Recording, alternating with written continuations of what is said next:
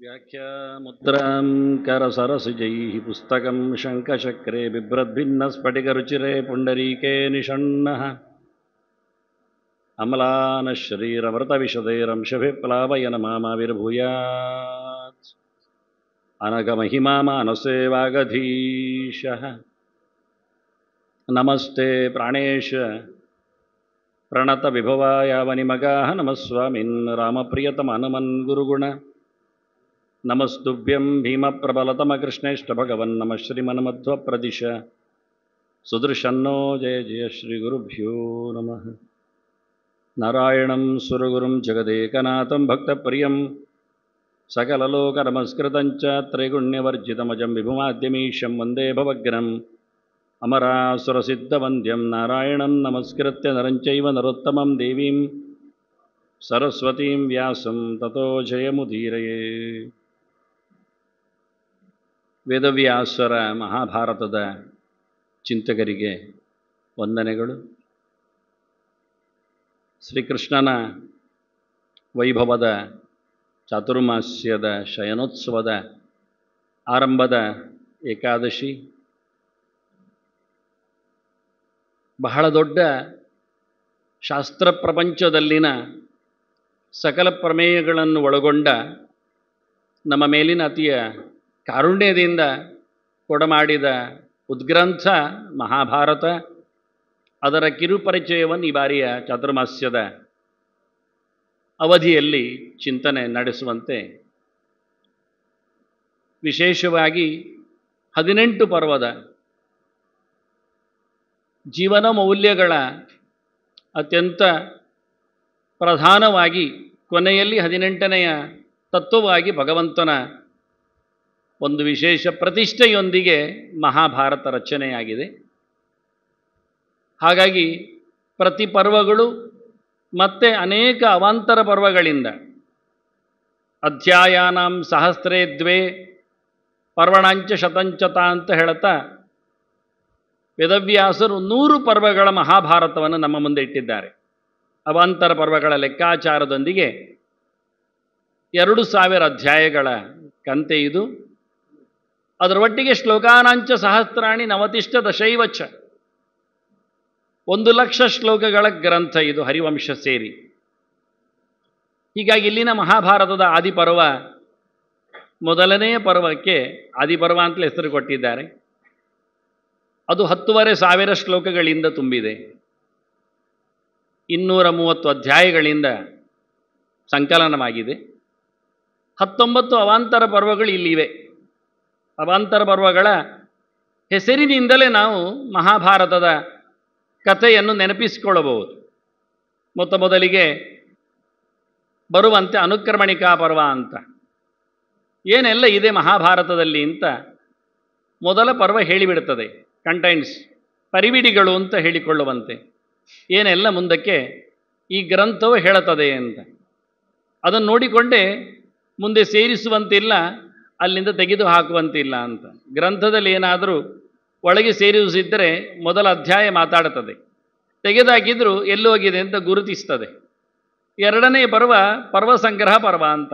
ಎಷ್ಟು ಪರ್ವಗಳು ಯಾವ ನೆಲೆಯಲ್ಲಿ ಕಥೆಯನ್ನು ಹೊತ್ತುಕೊಂಡಿದೆ, ಒಳಗೇನು ಅವಾಂತರ ಪರ್ವಗಳು ಬಂದಿವೆ ಅಂತ 2ನೇ ಪರ್ವ ಬಹಳ ಸುಂದರವಾಗಿ ನಮಗೆ ಇಡೀ ಮಹಾಭಾರತವನ್ನು ವಿಭಾಗ ಮಾಡಿ ತೋರಿಸ್ತದೆ. ಮುಂದಿನ 3 ಪರ್ವಗಳು ಮಹಾಭಾರತವು ಯಾಕೆ ಬಂದಿದೆ, ಎಲ್ಲಿ ನಡೆದಿದೆ ಘಟನೆ, ಮುಖ್ಯವಾಗಿ ಪಾಂಡವರ ಕೊನೆಯ ಉಳಿದ ಸಂತಾನ ಅನಿಸಿಕೊಳ್ಳುವಂತೆ ಪರೀಕ್ಷಿತ ರಾಜ,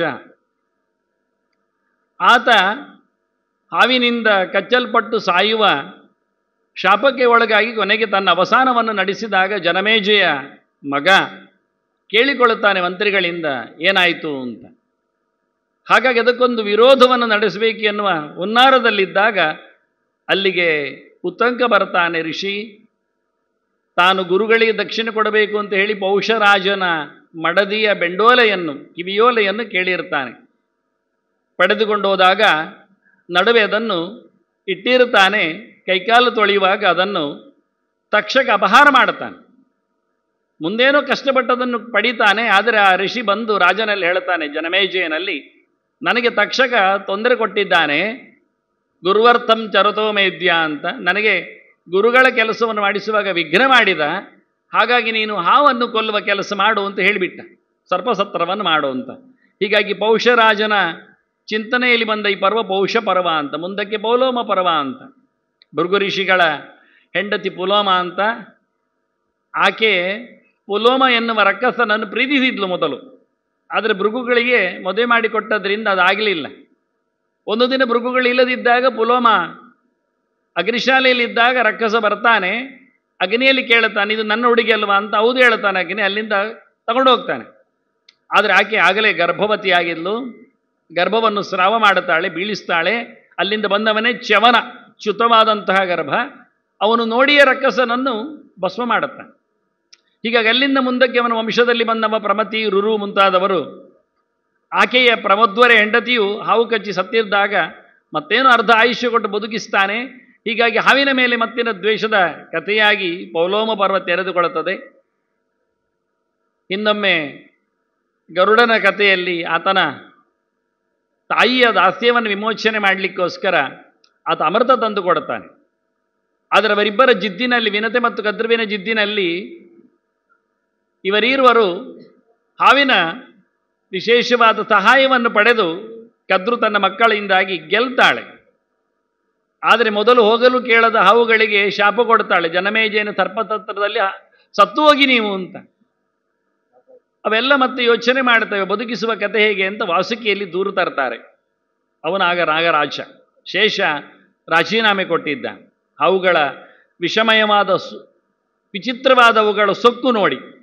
ಹಾಗಾಗಿ ವಾಸುಕಿ ಕೇಳಿಕೊಂಡ ಏನು ಮಾಡಲಿ ಅಂತ. ಅವನ ಮಗಳಿದ್ಲು, ತಂಗಿ ಇದ್ಲು, ಮಗಳಲ್ಲ ತಂಗಿ, ಜರತ್ಕಾರು ಅಂತ. ಅವಳನ್ನು ಮದುವೆಯಾಗಿಕೊಂಡ್ರೆ ಅವಳಲ್ಲಿ ಹುಟ್ಟುವ ಮಗು ಅವ ಮುಂದಕ್ಕೆ ಹಾವನ್ನು ಬದುಕಿಸ್ತಾನೆ ಅಂತ ಬ್ರಹ್ಮದೇವರು ಹೇಳಿದ್ದ ಅಂತ ಕೇಳಿಕೊಂಡು ಜರತ್ಕಾರುವಿಗೆ ಮದುವೆ ಮಾಡಲಿಕ್ಕೆ ನೋಡ್ತಾರೆ. ಆದರೆ ಒಬ್ಬ ಋಷಿ ಇದ್ದಾನೆ, ಅವನು ಜರತ್ಕಾರು ಅಂತ ಹೆಸರಿನವನೇ. ಅವನು ಮದುವೆ ಆಗ್ತಾ ಇಲ್ಲ. ಆದರೆ ಅವನ ಪಿತೃಗಳು ನೋಡಿ ಹೇಳ್ತಾರೆ, ನಮ್ಮ ವಂಶಕ್ಕೆ ಕೊನೆ ಇಲ್ಲ, ಕೊನೆಯಾಗಿ ಬಿಡುತ್ತದೆ, ಕುಡಿ ಇಲ್ಲ ಆಗ್ತದೆ, ನೀನು ಮದುವೆ ಆಗಬೇಕು ಅಂತ.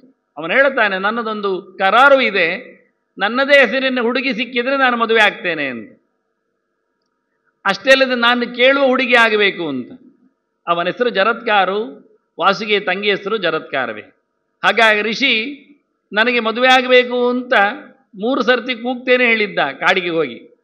ಅಷ್ಟೊತ್ತಿನಲ್ಲಿ ಓಡಿ ಬಂದು ಹಾವುಗಳು ತಮ್ಮ ಹುಡುಗಿಯನ್ನು ಕೊಡ್ತಾರೆ.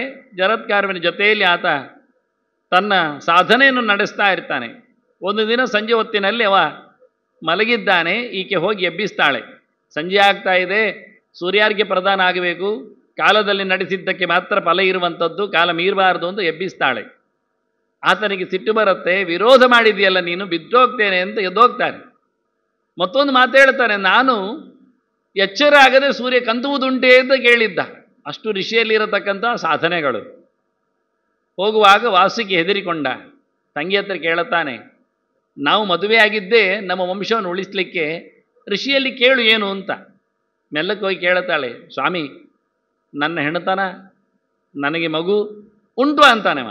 ಅಸ್ತಿ ಅಂತ ಹೇಳಿದ್ರಿಂದ ಆಸ್ತಿಕ ಅಂತ ಹುಟ್ಟಿದ ಮಗು. ಅವನನ್ನು ಕಳಿಸ್ತಾರೆ ಜನಮೇಜನ ಯಜ್ಞಕ್ಕಾಗುವಾಗ.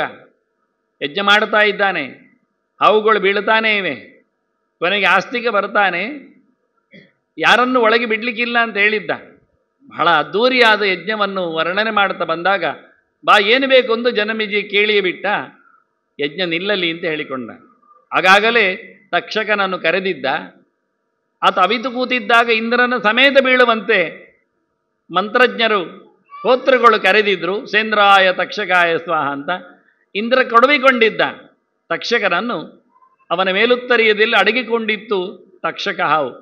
ಅದು ಬೀಳ್ತಾ ಇದೆ ಅಂದಾಗ ಆಸ್ತಿಕ ನಿಲ್ಲಿಸಿದ್ದ. ಹೀಗೆ ಮುಂದಕ್ಕೆ ಸರ್ಪಸತ್ರ ನಿಂತು ಹೋಗ್ತದೆ.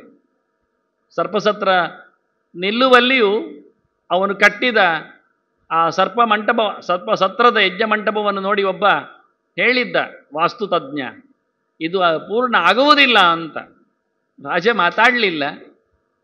ಆಗುವ ಹಾಗೆ ತಾನು ನಡೆಸಿಕೊಡ್ತೇನೆ ಅನ್ನತಕ್ಕಂಥ ಅವನಲ್ಲಿ ಛಲ ಇತ್ತು.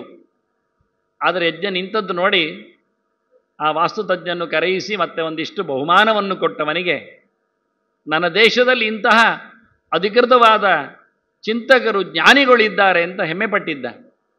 ಹೀಗೆ ಪ್ರತಿಯೊಂದು ಮಂಟಪಗಳಲ್ಲಿಯೂ ಆಗುವ ಲಕ್ಷಣಗಳು ವಿಶೇಷವಾದಂತಹ ಮುಂದಿನ ಭವಿಷ್ಯವನ್ನು ರೂಪಿಸ್ತವೆ ಅಂತ ಭಾರತ ನೆನಪಿಸಿಕೊಡುತ್ತೆ. ಹೀಗೆ 3 ಪರ್ವಗಳು ಮುಂದುವರಿದರೆ ಸರ್ಪಸತ್ರದ ಹೊತ್ತಿನಲ್ಲಿ ಜನಮೇಜಯನು ಕೈಗೊಂಡ ಯಜ್ಞಕ್ಕೆ ಇನ್ನೊಂದೆಡೆಯಲ್ಲಿ ಜ್ಞಾನಯಜ್ಞವನ್ನು ಆತ ಬಯಸಿದ್ದ. ವೈಶಂಪಾಯನರು ಯಜ್ಞದಲ್ಲಿ ಸೇರಿಕೊಂಡಿದ್ದರು, ವೇದವ್ಯಾಸರು ಬಂದಿದ್ದಾರೆ, ಇನ್ನಿತರ ಋಷಿಗಳೆಲ್ಲರೂ ನಿಂತಿದ್ದಾರೆ. ಈ ಹೊತ್ತಿನಲ್ಲಿ ಜನಮೇಜಯನ ಆಸೆಗೆ ನಮ್ಮ ಹಿರಿಯರ ವಂಶದವರ ಅಜ್ಜಂದಿರ ಚರಿತೆ ನಾನು ಕೇಳಬೇಕು ಅಂದಾಗ ವ್ಯಾಸರು ಹೇಳುತ್ತಾರೆ, ನನ್ನ ಶಿಷ್ಯ ವೈಶಂಪಾಯನ ಹೇಳ್ತಾನೆ ಅಂತ. ಹೀಗಾಗಿ ಒಂದೆಡೆ ಸರ್ಪಸತ್ರ ಆಗ್ತಾ ಇದ್ದರೆ ಜನಮೇಜಯ ಅವನ ಅಜ್ಜಂದಿರ ಪಾಂಡವರ ಚರಿತ್ರೆಯನ್ನು ಕೇಳುತ್ತಾ ಇದ್ದಾನೆ. ಹಾಗೆ ಕೇಳಿದ್ದರಲ್ಲಿ ವೇದವ್ಯಾಸರಿಂದ ಹುಟ್ಟಿ ಬಂದ ರೋಮಹರ್ಷಣ, ಅವನ ಮಗ ಉಗ್ರಶ್ರವಸ್ಸು ಅಲ್ಲಿ ಆ ಕಥೆಯನ್ನು ಕೇಳುತ್ತಾ ಇದ್ದ. ಹೀಗಾಗಿ ಉಗ್ರಶ್ರವಸ್ಸು ಪೂರ್ಣವಾಗಿ ಮಹಾಭಾರತವನ್ನು ಕೇಳಿಕೊಂಡು ಮತ್ತು ಅಲ್ಲಿಂದ ಹೊರಟವ ನೈಮಿಷಾರಣ್ಯಕ್ಕೆ ಬರ್ತಾನೆ. ನೈಮಿಷಾರಣ್ಯದಲ್ಲಿ ಶೌನಕರು 16,000 ವಿದ್ಯಾರ್ಥಿಗಳ ಜೊತೆಯಲ್ಲಿ ಅಧ್ಯಯನಕ್ಕಾಗಿ ನಿಂತಿದ್ದಾರೆ, ಬಹಳ ದೊಡ್ಡ ಯಾಗವನ್ನು ಸಂಕಲ್ಪಿಸಿದ್ದಾರೆ. ಅಲ್ಲಿ ಮತ್ತೆ ಉಗ್ರಶ್ರವಸ್ಸಿನಲ್ಲಿ ಆಗತಾನೆ ಹೊತ್ತು ತಂದ ಮಹಾಭಾರತವನ್ನು ಕೇಳುತ್ತಾರೆ. ಹೀಗೆ ನಮ್ಮ ಕೈಯಲ್ಲಿ ಇವತ್ತು ಸಿಗತಕ್ಕಂಥ ಮಹಾಭಾರತ ಚಿಂತನೆ ನೈಮಿಷಾರಣ್ಯದಲ್ಲಿ ಶೌನಕರು ಪ್ರಶ್ನಿಸುವಂತೆ, ಉಗ್ರಶ್ರವಸ್ಸು ಸೂತರು ಉತ್ತರಿಸುವಂತೆ ಬಂದಿದೆ. ಹೀಗಾಗಿ ಅವರು ಹೇಳುತ್ತಾರೆ, ಜನಮೇಜಯನಲ್ಲಿ ಆಗಿರುವ ಸರ್ಪಸತ್ರದಲ್ಲಿ ವೈಶಂಪಾಯನರು ಹೇಳಿದ್ದನ್ನು ನಾನು ಕೇಳಿದ್ದೇನೆ ಅಂತ. ವೈಶಂಪಾಯನರು ಹೇಳುವ ಚರಿತೆಯಾಗಿ ನಮ್ಮ ಮುಂದೆ ಮಹಾಭಾರತ ತೆರೆದುಕೊಂಡಿದೆ. ಹೀಗೆ ಸರ್ಪಸತ್ರದ 5 ಪೂರ್ವ ಅವಾಂತರ ಪರ್ವಗಳು ತೆರೆದುಕೊಂಡ್ರೆ ಮುಂದಕ್ಕೆ ಯಾರೆಲ್ಲ ಮಹಾಭಾರತದಲ್ಲಿ ಪಾತ್ರ ವಹಿಸ್ತಾರೆ ಬಂದಿದ್ದಾರೆ ಅಂತೇಳಿ ಅಂಶಾವತರಣ ಪರ್ವ ಅಂತ, ಯಾವ ಯಾವ ದೇವತೆಗಳು ಏನೇನು ಪಾತ್ರ ವಹಿಸಿದ್ದಾರೆ ಅಂತ ಮೊದಲು ನಾಟಕ ಆಗುವಾಗ ಯಾರು ಯಾವ ಪಾತ್ರ ಹಾಕಿದ್ದಾರೆ ಅಂತ ಪರಿಚಯಿಸಿದರೆ ಅವರ ಬಗ್ಗೆ ಹೆಚ್ಚು ಒಲುಮೆ ಉಂಟಾಗ್ತದೆ. ಹಾಗೆ ಅತ್ಯಂತ ನಿಕೃಷ್ಟನಾದ ನೀಚಾತಿ ನೀಚನನಿಸಿಕೊಂಡ ಎಲ್ಲರನ್ನು ಕಾಡಿಸುವ ಈ ಯುಗದಲ್ಲಿ ಅತ್ಯಂತ ಪ್ರಭಾವಶಾಲಿಯಾದ ವ್ಯಕ್ತಿ ಕಲಿಯೇ ದುರ್ಯೋಧನಾಗಿ ಬಂದಿದ್ದಾನೆ ಅಂತ ಹೇಳುತ್ತಾ ಅವನನ್ನು ಪೂರ್ಣವಾಗಿ ಮೆಟ್ಟಲು, ಅವನ ಪರಿವಾರವನ್ನೆಲ್ಲ ನಿಲ್ಲಿಸಲು ಅವನ ಜೊತೆಯಲ್ಲಿ ಬಂದ ಇಂದ್ರಜಿತ್, ಅವನ ದುಶ್ಯಾಸನ ಇದ್ದಾನೆ, ಅವನೊಟ್ಟಿಗೆ ಸಹಾಯ ಮಾಡುವವ ದ್ವಾಪರ ಅವ ಶಕುನಿಯಾಗಿ ಬಂದಿದ್ದಾನೆ. ಇವರನ್ನೆಲ್ಲ ಮುಗಿಸಲು ಹಿಂದಿನ ಇಂದ್ರರಾಗಿ ಬಂದ ಎಲ್ಲ ದೇವತೆಗಳು, ಪ್ರಧಾನನಾಗಿ ವಾಯುತತ್ವನಾಗಿ ಭೀಮಸೇನ ಇದ್ದಾನೆ, ಸ್ವರ್ಗದೊಡೆಯನಾದ ಇಂದ್ರ ಅವನು ನರಾವಿಷ್ಟನಾಗಿ ಭಗವಂತನ ಪರಿಪೂರ್ಣವಾದ ಪ್ರವೇಶಕ್ಕೆ ಕಾರಣನಾಗಿ ಅರ್ಜುನನಾಗಿ ಬಂದಿದ್ದಾನೆ. ಹಾಗೆಯೇ ಧರ್ಮದೇವತೆ ಯಮನೇ ಧರ್ಮರಾಜನಾಗಿ ಹುಡ್ತಾನೆ. ಹಾಗೆ ನಕುಲ ಸಹದೇವರು ಮತ್ತಲ್ಲಿ ವಿಶೇಷವಾಗಿ ಅಶ್ವಿನಿ ದೇವತೆಗಳಿದ್ದಾರೆ. ಅದೇ ದ್ರೌಪದಿ, ಅವಳು ಭಾರತೀ ತತ್ವ ಪ್ರಧಾನವಾಗಿದ್ದಾಳೆ, ಒಳಗೆ ಉಳಿದವರೆಲ್ಲರ ಮಡದಿಯರು ಸೇರಿಕೊಂಡಿದ್ದಾರೆ ಅಂತ ಹೇಳ್ತಾ ಒನ್ನೊಮ್ಮೆ ಎಲ್ಲರನ್ನು ಬರುವವರನ್ನು ಪರಿಚಯಿಸಿ ಮುಂದಕ್ಕೆ ಅವರ ಹುಟ್ಟನ್ನು ಹೇಳ್ತಾರೆ. ಸಂಭವ ಪರ್ವ ಅಂತ ಮುಂದಿನ ಅವಾಂತರ ಪರ್ವ, ಎಲ್ಲರೂ ಹೇಗೆ ಹೇಗೆ ಎಲ್ಲೆಲ್ಲಿ ಯಾರ್ಯಾರ ಮಕ್ಕಳಾಗಿ ಬಂದಿದ್ದಾರೆ ಅಂತ ಬಹಳ ದೊಡ್ಡದಾದ ಒಂದು ಪೀಠಿಕೆ ಚಿಂತನೆ. ಮಹಾಭಾರತದ ವ್ಯಕ್ತಿಗಳ ಸಂಭವ ಹುಟ್ಟು, ಭಗವಂತನಿಂದಾಗಿ ಬಂದಿರತಕ್ಕಂತಹ ಚತುರ್ಮುಖ ನಾಭಿಕಮಲದಲ್ಲಿ ಹುಟ್ಟಿದವ, ಅಲ್ಲಿಂದ ಅವನಿಗೆ ಬಂದಿರತಕ್ಕಂತಹ ಪ್ರಜಾಪತಿಗಳಲ್ಲಿ ಪ್ರಧಾನನಾಗಿ ನಿಂತವ ಮರೀಚಿ, ಅವನ ಮಗನಾಗಿ ನಿಂತ ಕಶ್ಯಪ, ಅದರೊಟ್ಟಿಗೆ ಮರೀಚಿಯ ಜೊತೆಯಲ್ಲಿ ಚತುರ್ಮುಖನಿಂದ ಹುಟ್ಟಿದವ ದಕ್ಷ, ಅವನ 2ನೇ ಸರ್ತಿಯಲ್ಲಿ ಮಗಳಾಗಿ ಬಂದಿರತಕ್ಕವರು ಅದಿತಿ. ಇವರ ಮುಖ್ಯವಾದಂತಹ ದಾಂಪತ್ಯದಿಂದ, ಕಶ್ಯಪ ಅದಿತಿಯರ ದಾಂಪತ್ಯದಿಂದ ಹುಟ್ಟಿದ ಮೊದಲಿಗ ಇವತ್ತಿನ ಸೂರ್ಯ ಅನಿಸಿಕೊಳ್ಳುವ ವಿವಸ್ವಾನ್, ಅವನ ಮಗನೇ ಮುಂದಕ್ಕೆ ಇವತ್ತಿನ ಮನ್ವಂತರದ ಒಡೆಯ ವೈವಸ್ವತ ಮನು. ಅವನು ಯಜ್ಞದಲ್ಲಿ ಮಕ್ಕಳನ್ನು ಪಡೆಯುವಾಗ ಮೊದಲಿಗೆ ಇಳಾಳನ್ನು ಪಡೆದ ಹುಡುಗಿಯನ್ನು, ಅವಳನ್ನು ಮೋಹಿಸಿಕೊಂಡವ ಚಂದ್ರನ ಮಗನಾದ ಬುಧ. ಅಲ್ಲಿಂದ ಪುರೂರವಸ್ಸು ಹುಟ್ಟಿದ. ಪುರೂರವಸ್ಸಿನಿಗೆ ಉರ್ವಶಿಯಿಂದ ಆಯುಸ್ಸು ಹುಡ್ತಾನೆ. ಆಯುಷ್ಯನ ಮಗನಾಗಿ ಆಯು, ಶ್ರುತಾಯು, ರಯ, ವಿಜಯ, ಜಯ ಅಂತ 6 ಮಕ್ಕಳಾಗಿರ್ತಾರೆ. ಅದರ ಆಯುಷ್ಯನಲ್ಲಿ ನಹುಷ ಬರ್ತಾನೆ. ಒಮ್ಮೆ ಯಜ್ಞ ವಿಶೇಷವಾದಂಥ ಇಂದ್ರ ಪದವಿಯನ್ನು ಆಳಿದವ. ಇಲ್ಲಿ ಮುಂದಕ್ಕೆ ದೊಡ್ಡ ಪರ್ವದಲ್ಲಿ ಅವನು ಸೇರ್ತಾನೆ. ವನಪರ್ವಕ್ಕೆ ಬಂದಾಗ ನಹುಷ ಹೆಬ್ಬಾವಾಗಿ ಬಂದವ. ಅಲ್ಲಿಂದ ಮುಂದಕ್ಕೆ ನಹುಷನಿಂದ ಯಯಾತಿ, ಯತಿ, ಯಯಾತಿ, ಸಂಯಾತಿ, ಆಯತಿ, ನಿಯತಿ, ಕೃತಿ ಅಂತ ಮಕ್ಕಳು ಬರ್ತಾರೆ. ಯಯಾತಿಗೆ 2 ಮಡದಿಯರಿರ್ತಾರೆ. ಶುಕ್ರಾಚಾರ್ಯರ ಮಗಳು ಒಬ್ಬಳು ದೇವಯಾನಿ, ಮತ್ತು ಶರ್ಮಿಷ್ಠೆ ವೃಷಪರ್ವರ ರಾಜನ ಮಗಳಿದ್ದಾಳೆ. ಅವರೀರ್ವರ ದಾಂಪತ್ಯದಲ್ಲಿ 2 ವ್ಯವಸ್ಥೆಯಲ್ಲಿ ಯಯಾತಿಯಲ್ಲಿ 5 ಮಕ್ಕಳಾಗ್ತಾರೆ. ಯದುಂಚ ತುರ್ವಸುಂಚೈವ ದೈವಯಾನಿ ವ್ಯಜಾಯದ ದೃಶ್ಯಂಚ ಅನುಂಚ ಪೂರುಂಚ ಶರ್ಮಿಷ್ಠ ವಾರ್ಷಪರ್ವಣಿ ಅಂತ ಹೇಳಿ ಯದು ತುರ್ವಸು ದೃಶ್ಯು ಅನುಪೂರು ಅಂತ ಯದುವಂಶದಲ್ಲೇ ಬಂದವನು ಕೃಷ್ಣ, ಯಾದವೇಂದ್ರ, ಹಾಗೆ ಬಲರಾಮಾದಿಗಳು, ಅದರಂತೆ ಅಕ್ರೂರ ಮುಂತಾದವರಿದ್ದಾರೆ. ಇತ್ತಗಡೆ ಪೂರ್ವಂಶದಲ್ಲಿ ಬಂದವರು ಪಾಂಡವರು. ಮೊದಲೇ ಅಲ್ಲಿಂದ ಬಂದವ ಪ್ರಧಾನನಾಗಿ ಆಳ್ವಿಕೆಯನ್ನು ಮಾಡಿದವ ದುಷ್ಯಂತ ಇದ್ದಾನೆ. ಅಲ್ಲಿಂದ ಭರತ ಚಕ್ರವರ್ತಿ ಶಕುಂತಲೆಯಲ್ಲಿ ಬಂದವ ಇರ್ತಾನೆ. ಹಾಗೆ ಮುಂದಕ್ಕೆ ಬಂದಾಗಿ ಕುರು ಅಂತ ಹೆಸರು ಕೊಟ್ಟವ ಕುರುವಂಶದ ದೊರೆ ಹುಡುತ್ತಾನೆ ಸಂವರ್ಣನಲ್ಲಿ, ತಪತಿ ಅನ್ನತಕ್ಕಂಥ ಸೂರ್ಯನ ಮಗಳಲ್ಲಿ. ಅಲ್ಲಿಂದ ಮುಂದಕ್ಕೆ ಬಂದಾಗ ಪ್ರತೀಪರಾಶ ಬರ್ತಾನೆ. ಪ್ರತೀಪನಿಗೆ 3 ಮಕ್ಕಳಾಗ್ತಾರೆ. ಶಂತನು, ಬಾಲ್ಯೀಕ, ದೇವಾಪಿ ಅಂತ. ದೇವಾಪಿ ತಪಸ್ಸಿಗೆ ಹೋಗಿಬಿಡ್ತಾನೆ. ಹಾಗಾಗಿ ಬಾಲ್ಯೀಕ ದೇಶದಲ್ಲಿ ಅರಸನಾಗ್ತಾನೆ. ಇತ್ತ ಶಂತನು ಹಸ್ತಿನಪುರದ ಗದ್ದುಗೆಯನ್ನು ಆಳುವವನಾಗ್ತಾನೆ. ಅವನಿಗೆ ಗಂಗೆಯಲ್ಲಿ ದೇವವ್ರತ ಹುಡ್ತಾನೆ. ಅವನೇ ಭೀಷ್ಮ ಪ್ರತಿಜ್ಞೆ ಮಾಡುವ ಮೂಲಕ. ಅಲ್ಲಿಂದ ಇನ್ನೊಮ್ಮೆ ಶಂತನುವಿಗೆ ಬೇಟೆಯಲ್ಲಿ ಸಿಕ್ಕಿದವಳಾಗಿ ಯಾರು ವೇದವ್ಯಾಸನ ಎತ್ತಿದ್ದಾಳೋ ಕಾಳಿ, ಸತ್ಯವತಿ, ಯೋಜನಗಂಧಿ, ಅವಳಲ್ಲಿ ಮತ್ತೆ ಚಿತ್ರಾಂಗದ ವಿಚಿತ್ರ ವೀರರು ಹುಡ್ತಾರೆ. ಅವರನ್ನು ಮದುವೆ ಮಾಡಿಸುವಲ್ಲಿ ಕಾಶಿ ಹುಡುಗಿಯರನ್ನು ಭೀಷ್ಮ ತಂದಿರುತ್ತಾನೆ. ಅಲ್ಲಿ ಚಿತ್ರಾಂಗದ ಹೋರಾಟದಲ್ಲಿ ಸತ್ತಿರುತ್ತಾನೆ ಗಂಧರ್ವರಲ್ಲಿ. ವಿಚಿತ್ರ ವೀರನಿಗೆ ಅಂಬಿಕೆ ಅಂಬಾಲಿಕೆಯವರು ಮದುವೆ ಆಗ್ತಾರೆ. ಅವರು ಮತ್ತೆ ವಿಚಿತ್ರ ವೀರ ಸತ್ತ ಬಳಿಕ ಅವರಲ್ಲಿ ವೇದವ್ಯಾಸರೇ ಮತ್ತೆ ಧೃತರಾಷ್ಟ್ರನನ್ನು, ಪಾಂಡುವನ್ನು ಕೊಡ್ತಾರೆ.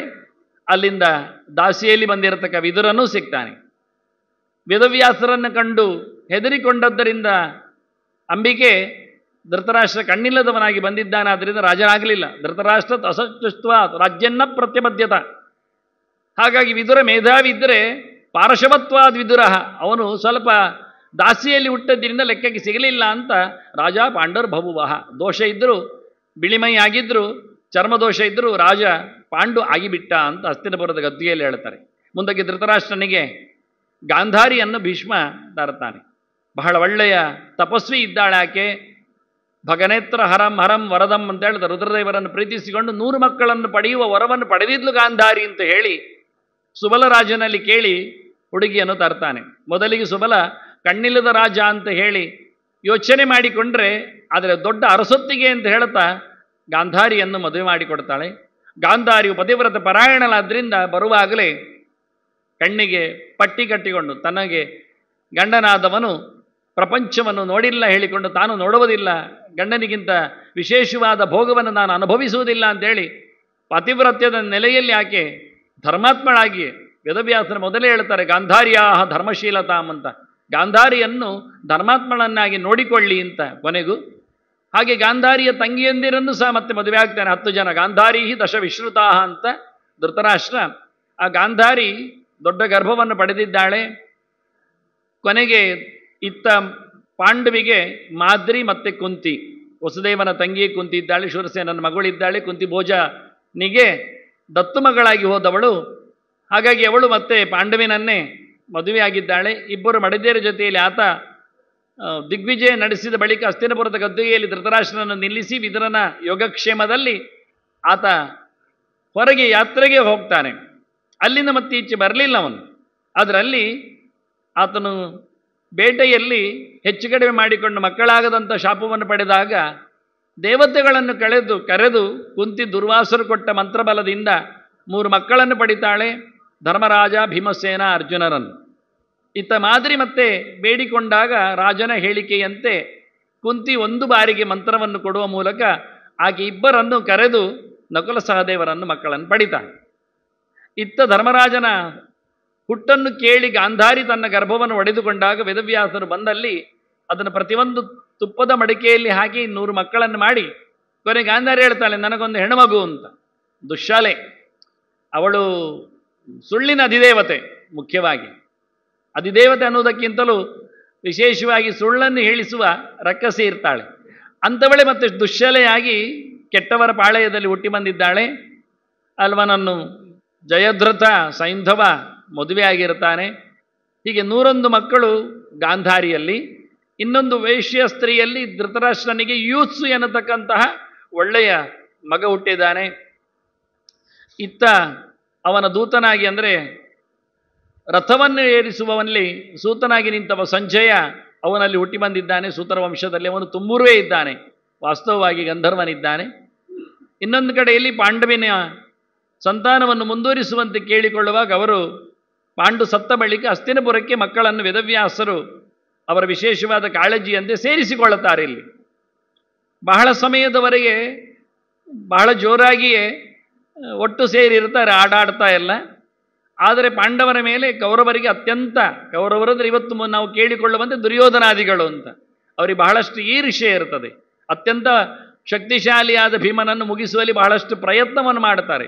ಅರ್ಜುನನು ತಮ್ಮ ತೆಕ್ಕೆಯಲ್ಲಿ ಎಳ್ಕೊಳ್ಳಿಕ್ಕೆ, ಧರ್ಮರಾಜನನ್ನು ಬೆಪ್ಪನನ್ನಾಗಿಸಲಿಕ್ಕೆ ಪ್ರಯತ್ನಿಸ್ತಾರೆ. ಇದಕ್ಕೆಲ್ಲ ಕಾರಣ ಮಧ್ಯಸ್ಥ ಸತತಂ ಭೀಷ್ಮ ಅಂತ ಹೇಳಿಕೊಂಡು ದುರ್ಯೋಧನ ಲೆಕ್ಕ ಹಾಕ್ತಾನೆ. ಯಾವತ್ತು ನೋಡಿದ್ರು ಭೀಷ್ಮ ಅತ್ತ ಅಲ್ಲ ಇತ್ತಲ್ಲ ಇರ್ತಾನೆ. ಆದ್ದರಿಂದ ಭೀಷ್ಮನಿರುವಲ್ಲಿ ದ್ರೋಣಪುತ್ರ ಮೈಸ್ಥಿತ ಅಂತಾನೆ. ಅಶ್ವತ್ಥಾಮ ನನ್ನ ಕೈವಶನಿದ್ದಾನೆ, ಹಾಲು ಕುಡಿಸಿ ಹಾಳು ಮಾಡಿದ್ದೇನೆ. ಹೀಗಾಗಿ ಭೀಷ್ಮರಿರುವಲ್ಲಿ ದ್ರೋಣರು ವಾಲ್ತಾರೆ, ಅಶ್ವತ್ಥಾಮನು ಸಿಗ್ತಾನೆ, ಕೃಪಾಚಾರ್ಯರು ಬರ್ತಾರೆ. ವಿದುರ ಒಬ್ಬ ಏನು ಮಾಡ್ತಾನೆ ಅಂತೇಳಿ ಬಹಳ ಅಹಂಕಾರದಿಂದ ಔದ್ಧತ್ಯದಿಂದ ತಂದೆಯ ಹತ್ರ ದೂರು ಕೊಡುತ್ತಾ ಇವರನ್ನು ಆದಷ್ಟು ದೂರ ಮಾಡಲಿಕ್ಕೆ ನೋಡ್ತಾನೆ. ಇತ್ತ ಕಲಿವಿಕೆಯಲ್ಲಿ ಎಲ್ಲ ಕಲಿತಾಗಿದೆ ದ್ರೋಣರಿಂದಾಗಿ. ಕೊನೆಗೆ ವಾರಣಾವತವನ್ನು ಹೆಚ್ಚು ಹೇಳಿ ಪಾಂಡವರಿಗೆ ಅಲ್ಲಿ ಪ್ರೀತಿ ಬರುವಂತೆ ಮಾಡಿ ಹೇಗಾದರೂ ಧರ್ಮರಾಜನ ಪುಸಲಾಯಿಸಿ ಕೊನೆಗೆ ಹೊರಗೆ ದೂಡ್ತಾರೆ. ಹೀಗೆ ವಾರಣಾವತಕ್ಕೆ ಇಲ್ಲದ ಮನಸ್ಸಿನಲ್ಲೇ ಒಲ್ಲದ ಮನಸ್ಸಿನಲ್ಲೇ ಹೋಗಿರ್ತಾರೆ.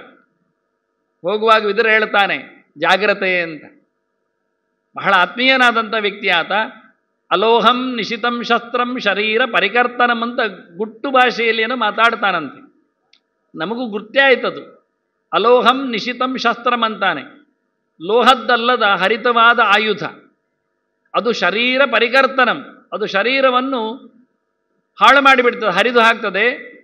ಏನಂ ವ್ಯಕ್ತಿ, ಅದಕ್ಕೆ ಯಾರದಕ್ಕೆ ವಿರೋಧವನ್ನು ಯೋಚನೆ ಮಾಡ್ತಾನೆ ಅವನು ನಿಜವಾಗಿ ಬದುಕಿ ಬರ್ತಾನೆ ಅಂತ ಹೇಳ್ತಾನೆ. ಪಕ್ಕೆ ಕೇಳುವಾಗ ಎಲ್ಲರೂ ಕುಂತಿಯೇ ಕೇಳ್ತಾಳೆ ಧರ್ಮರಾಜನ ಹತ್ರ, ವಿದುರ ಏನು ಹೇಳಿದ್ದು ಅಂತ. ಎಂತ ಇಲ್ಲ, ಸ್ವಲ್ಪ ಮುಳ್ಳು ಎಲ್ಲ ಇರ್ತದೆ ಅಂತ ಜಾಗ್ರತೆ ಹೇಳಿದ್ದು ಅಂತಾನೆ. ಯಾಕೆ ಮುಳ್ಳು ಎನ್ನುವುದು ಅದು ಅಲೋಹ ಶಸ್ತ್ರ, ಅದು ಲೋಹದ್ದಲ್ಲ. ಆದರೆ ಮನುಷ್ಯನ ಶರೀರವನ್ನು ಹರಿತದೆ ಎನ್ನುವುದು ಸತ್ಯ ಕಾಡಿನಲ್ಲಿ ಹೋದಾಗ ಅಂತ. ಆದರೆ ಇನ್ನೊಂದು ಹೇಳಿದ್ದವ ಅರ್ಥ, ಅಲೋಹಂ ಅಂದರೆ, ಲೋಹ ಅಂದರೆ ನೆತ್ತರು ಅಂತ ಅರ್ಥ. ನೆತ್ತರು ಭರಿಸದ ಆಯುಧ ಸ್ವಲ್ಪ ಜಾಗ್ರತೆ ಅಂತಾನೆ. ಶರೀರ ಪರಿಕರ್ತನ, ಅದು ದೇಹವನ್ನು ಹರಿದಾಗುತ್ತೆ, ಮುಗಿಸಿಬಿಡುತ್ತೆ, ಸ್ವಲ್ಪ ಎಚ್ಚರ ಅಂತಾನೆ. ಇದು ಧರ್ಮರಾಜನ ಅರ್ಥ ಆಗಿದೆ. ನೆತ್ತರು ಭರಿಸದಂತೆ ನಮ್ಮನ್ನು ಸಾಯಿಸುವ ಸಂಗತಿ ಕೇಳಿದರೆ ಅದು ಬೆಂಕಿ ಅಂತ ಗೊತ್ತವನಿಗೆ.